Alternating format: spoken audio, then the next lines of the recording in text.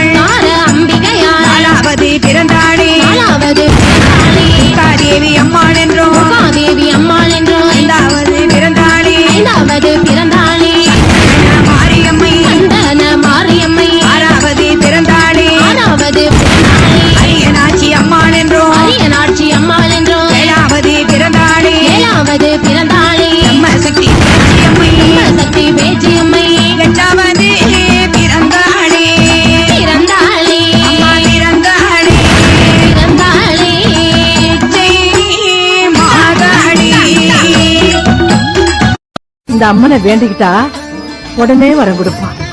8 வயசு பொண்ணா மஞ்சள் பாவாடை சட்டை போட்டுக்கிட்டு கனவுல வந்து ஏன் கோயிலுக்கு வான்னு இவளே கூப்பிடுவா.